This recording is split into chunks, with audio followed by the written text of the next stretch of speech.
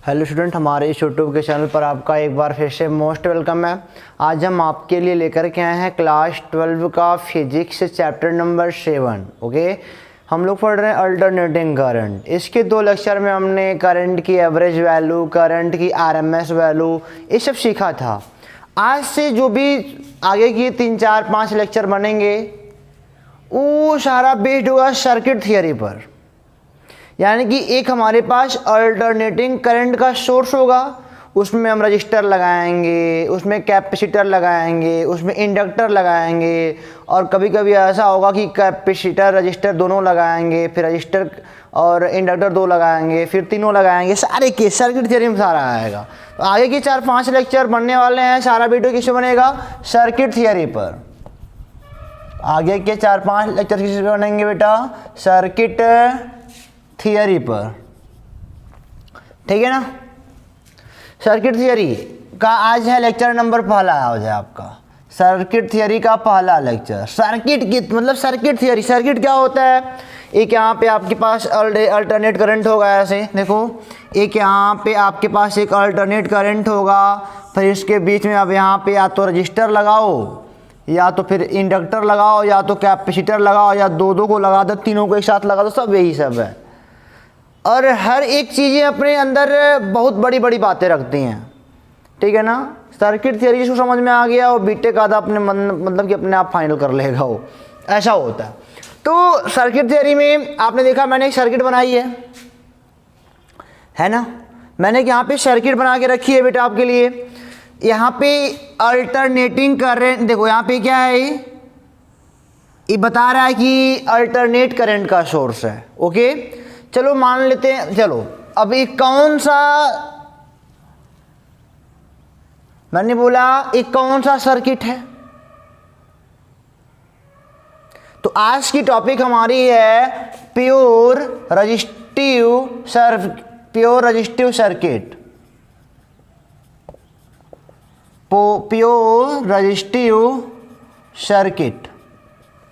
अच्छा, pure resistive circuit किसे कहते हैं? नहीं, सवाल बनता है ना, जब किसी अल्टरनेटिंग करंट के मतलब कि जब किसी अल्टरनेटिंग ईएमएफ, यहाँ पे ईएमएफ बोलो, ठीक है ना, करंट तो बनाएगा। जब किसी अल्टरनेटिंग ईएमएफ के सोर्स से केवल सर्किट में रजिस्टर लगा होता है, सर्किट में जब केवल इस अल्टरनेटिंग ईएमएफ के सोर्स से रजिस्टर लगा होता है तो उसे क्या बोलते हैं? प्योर रजिस्टिव सर्किट बोलते हैं।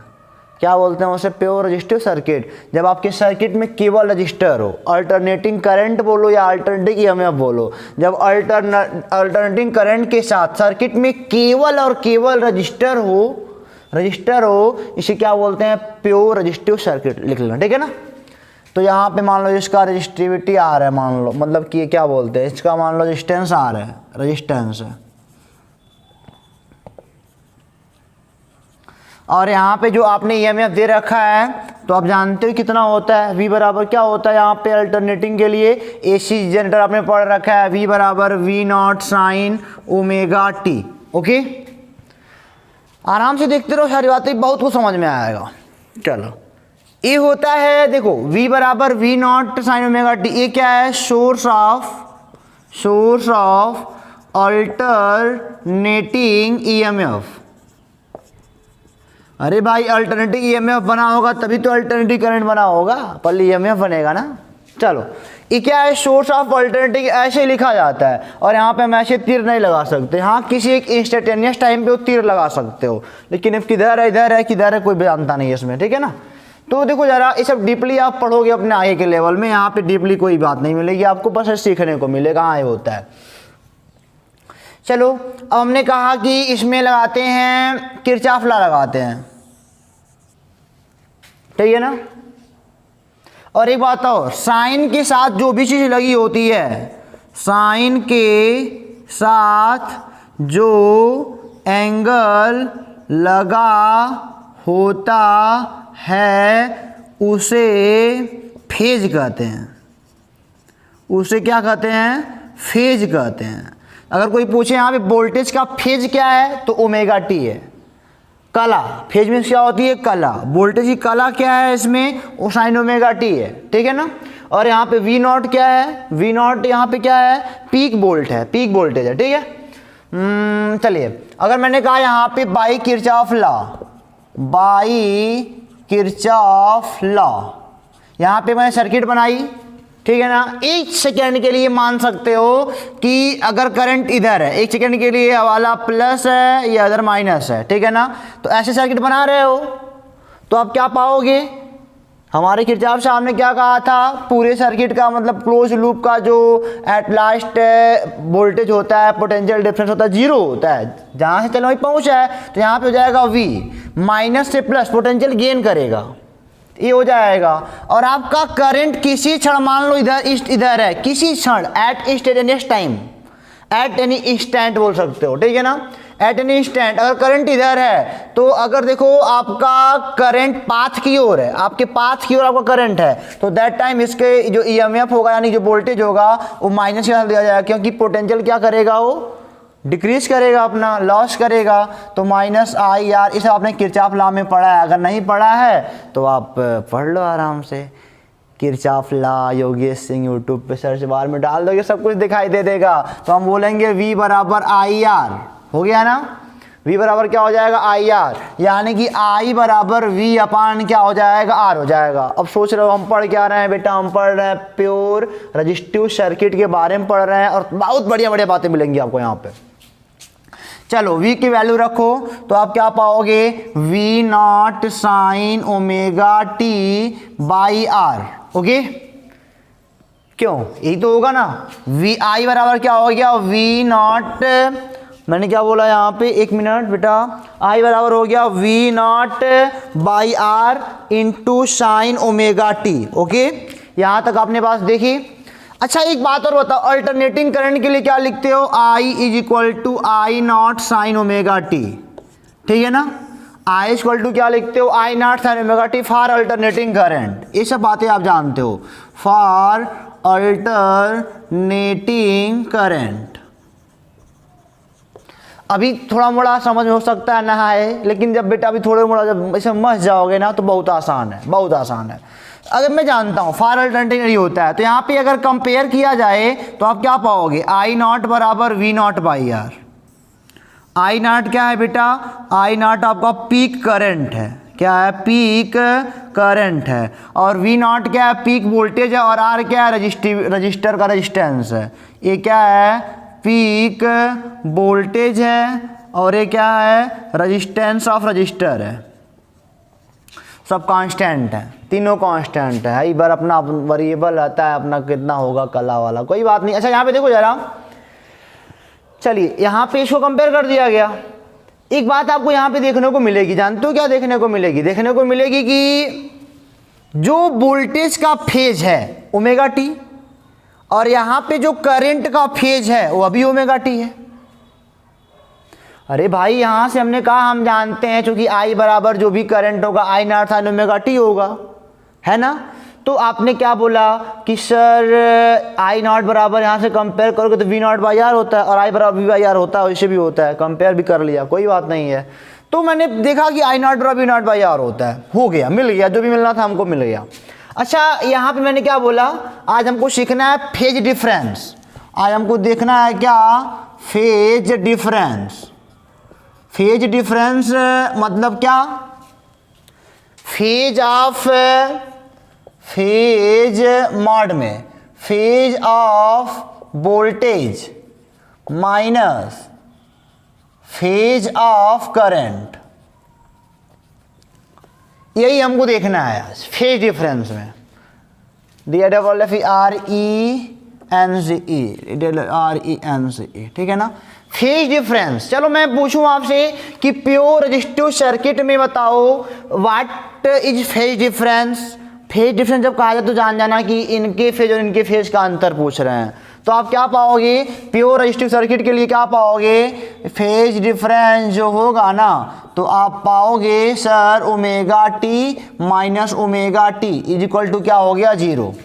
एक बात आपको यहाँ को सीखने की मिली नहीं मिली, एक बात सीख लो यहाँ पे, आप कभी भी कोई पूछेगा कि बताओ प्योर रजिस्टिव सर्किट का फेज डिफरेंस कितना होता है, तो आप क्या बोलोगे? 0 होता है। क्यों होता है? क्योंकि जो फेज यहाँ पे वोल्टेज का है, अल्टरनेटिंग वोल्टेज का है, वही फेज अल्टरनेटिंग करंट का है। अभी जब यहाँ पे मैं इंडक्टर लगाऊंगा या कैपेसिटर लगाऊंगा तो बदलेगा, अभी चिंता ना करो कितना आगे कौन होता है, कितनी डिग्री आगे होती है, बट ये नहीं होता है, ठीक है ना। ये हो गया फेज डिफरेंस आपका, ये नोट कर लो। किसके लिए? फॉर प्योर रजिस्टिव सर्किट के लिए फेज डिफरेंस आपका कितना होता है बेटा? 0 होता है। और फेज क्या होता है? साइन के साथ जो वैल्यू लगी होती है, साइन के साथ जो वैल्यू लगी होती है उसे हम क्या बोलते हैं? उसका फेज बोलते हैं, चाहे वोल्टेज का हो और चाहे करंट का हो, ठीक है ना। चलो यहाँ पे लिख सकते हैं करंट, यहाँ पे नोट कर लो आप, current is in the phase of potential या वोल्टेज, ठीक है ना। यहाँ पे हम क्या बोल सकते हैं? Current is in the phase of potential, या फिर क्या बोल सकते हो? वोल्टेज, ठीक है ना। ये दोनों सेम फेज में है। चलिए अब यहाँ पे मैं आपको दिखाऊंगा फेजर डायग्राम। इतनी बातें अगर हो गई हो तो आगे दिखाया जाए आपको। चलो यहाँ पे मैं लिखता हूँ फेजर डायग्राम क्या होता है, PHASOR, फेजर डायग्राम। चलो ये समझ में आ रहा है, सारी बातें समझ आ रही है। मेरे पास क्या है? प्योर रजिस्टिव सर्किट है। प्योर रजिस्टिव सर्किट क्या होता है? अल्टरनेटिंग वोल्टेज के अल्टरनेटिंग पोटेंशियल के साथ या वोल्टेज का कोई केवल सर्किट में रजिस्टर लगा होता है उसे प्योर रजिस्टिव सर्किट बोलते हैं। मैंने बोला इसके लिए किरचॉफ लॉ लगाया, V/I/R फला वगैरह वगैरह, इतना मिला हमको। इसको मैंने I0 का नाम दे दिया आराम से, I बराबर I0 तुलना कर दिया। अल्टरनेटिंग, अरे भाई अल्टरनेटिंग EMF का सोर्स है तो अल्टरनेटिंग करंट मिलेगा कि नहीं मिलेगा? मिलेगा। तो इतना मिला। बाकी मैंने देखा कि फेज दोनों का सेम है तो इनके अंदर कोई फेज डिफरेंस नहीं, ठीक है ना। चलो फेजर डायग्राम बनाते हैं। फेजर डायग्राम क्या होता है? चलो देखो जरा आराम से देखना, ये सारी बातें नोट कर लेना आराम से। ये देखो जरा फेजर डायग्राम में बनाता हूँ, ठीक है। यहाँ पे आपका है बेटा टाइम t है, ठीक है ना। टाइम क्या यहाँ पे आपका t है।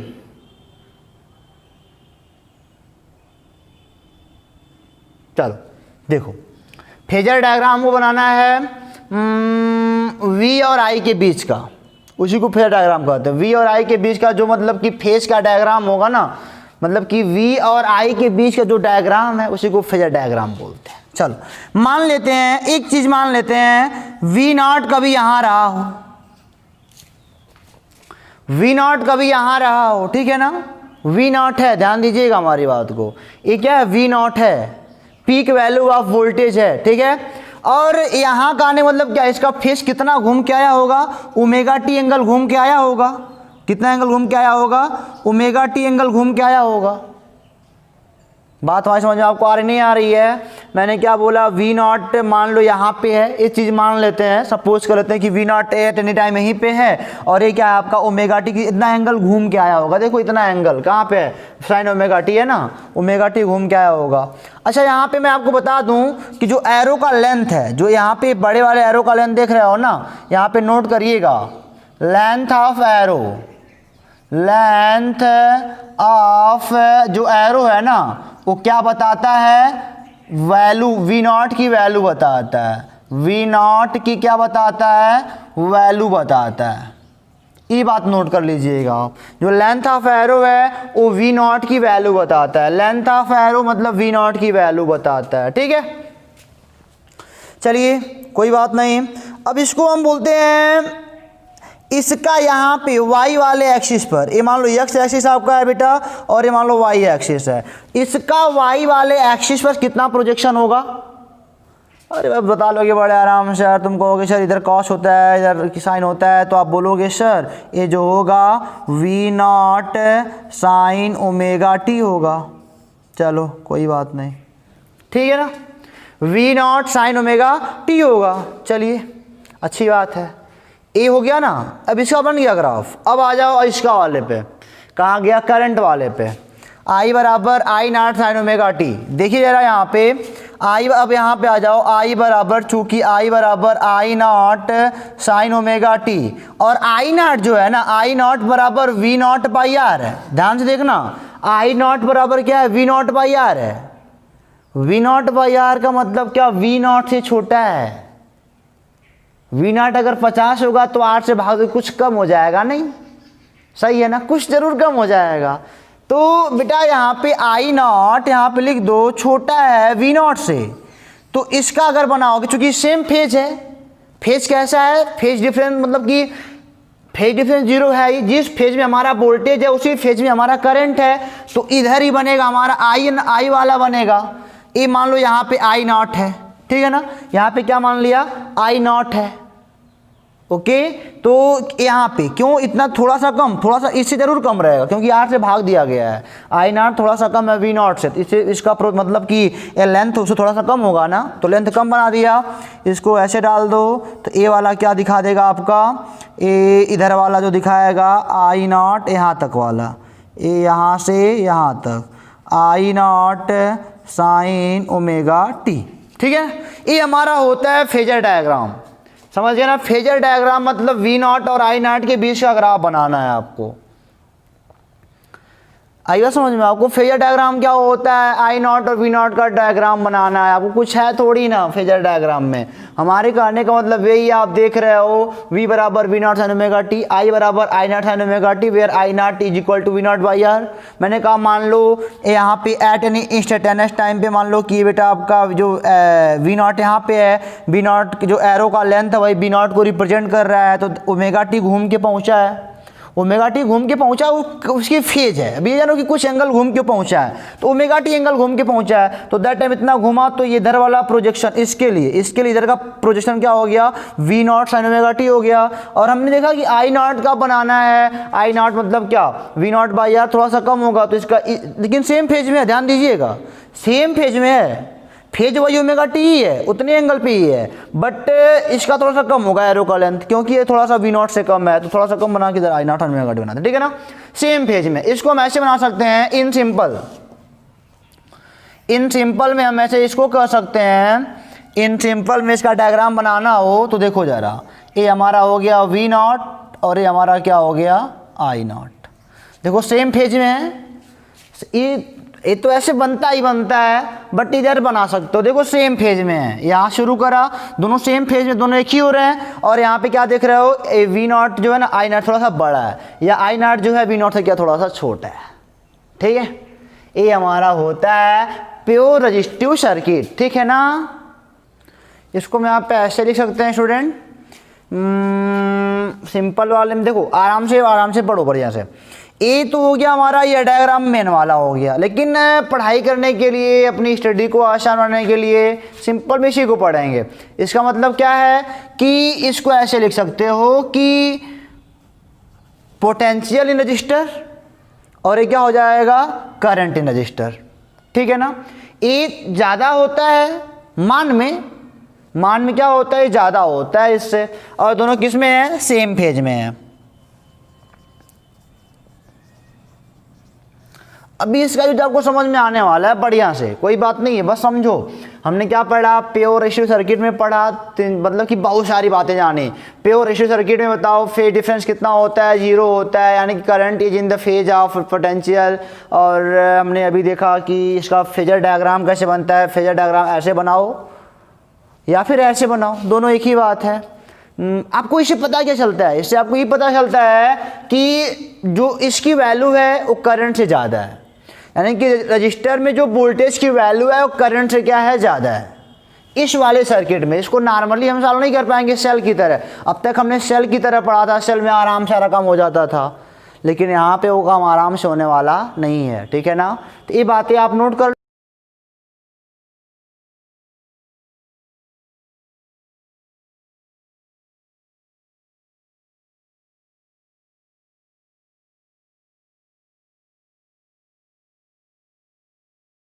लो। अब मैं इसका वेव डायग्राम बनाने जा रहा हूँ। वेव डायग्राम देखो जरा, वेव डायग्राम इसका देखो, इसको मिटाता हूँ, सारी बातें समझने का प्रयास करो, ठीक है ना।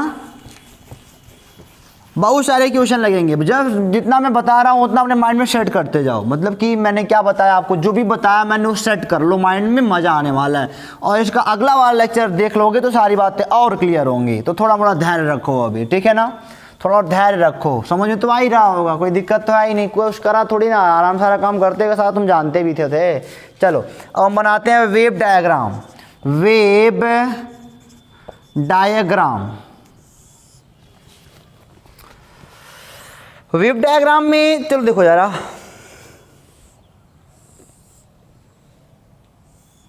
ये मान लो टाइम टी है, ठीक है ना। अब चूंकि साइन का ही फंक्शन है, साइन का फंक्शन है v बराबर v naught sine omega T था। देखो मान लो ये v बराबर है,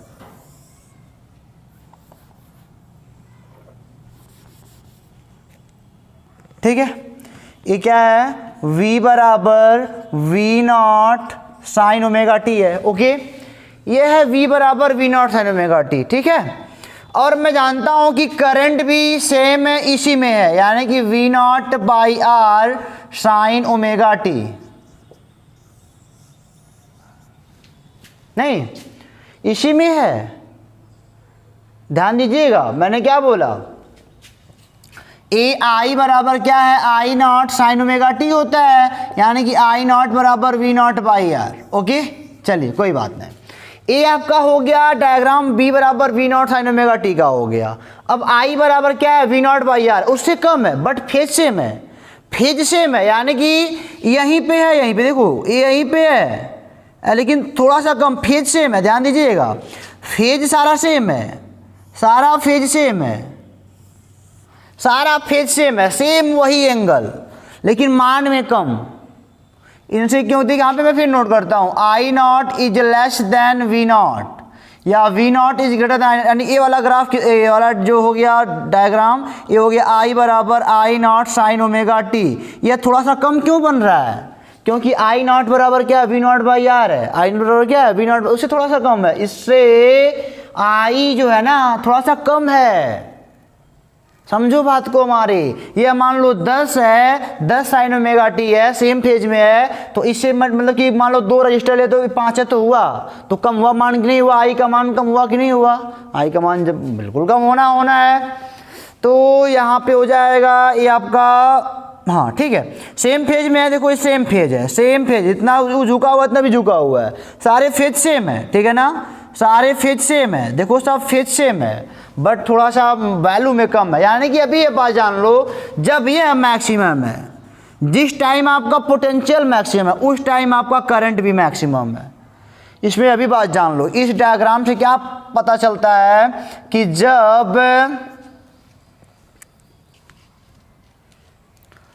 जब पोटेंशियल मैक्सिमम है, जब पोटेंशियल मैक्सिमम है तब करंट भी मैक्सिमम है, ये बातें नोट कर लो, इस डायग्राम से ये पता चलता है। और जब पोटेंशियल मिनिमम है, देखो यहाँ पे जब पोटेंशियल जीरो हो रहा है तब करंट भी जीरो हो जा रहा है, जितना देखो सेम वही है, सेम वही सारा खेल है, जब ये मैक्सिमम है तभी मैक्सिमम है, जब ये थोड़ा सा कम में भी हो गया, थोड़ा सा कम में भी थोड़ा सा कम, ये जीरो तभी जीरो हो गया, जब पोटेंशियल मिनिमम है तब करंट भी मिनिमम है, ठीक है। इसका क्या होता है, वेव डायग्राम होता है, समझ में तो आपको आ ही गया होगा, कोई दिक्कत तो है ही नहीं। ये होता है बेटा प्योर रजिस्टिव सर्किट। ओके, इस वीडियो में इतना ही आपको बताने वाले, अगले में मिलेंगे सर्किट सेकंड जो पढ़ाऊंगा वो आपको पढ़ाऊंगा प्योर इंडक्टिव सर्किट पढ़ाऊंगा, ठीक है ना, उसके बाद प्योर कैपेसिटिव चलेगा। ओके, तब तक के लिए आप इसको पढ़ते रहो आराम से, समझ में सारी बात आगे नहीं आएगी आपको, अगर थोड़ी मोड़ी बची है तो इंडक्टिव वाले में क्लियर हो जाएगी, नया है आपके लिए ना, बिल्कुल ये सब नई बात है आपके लिए, थोड़ा मोड़ा कॉम्प्रोमाइज़ करना पड़ेगा, और हमको लगता है कि आप कॉम्प्रोमाइज़ कर रहे हो, कुछ सीख रहे हो बढ़िया से, और सारी बातें आप सीख पा रहे हो। कोई दिक्कत आपको, कोई दिक्कत नहीं, इसको मिटाते हैं बेटा, फिर आपसे मिलेंगे अगले वीडियो में, तब तक के लिए आप पढ़ते रहो, हंसते रहो, इसको नोट तैयार करते रहो। All the best.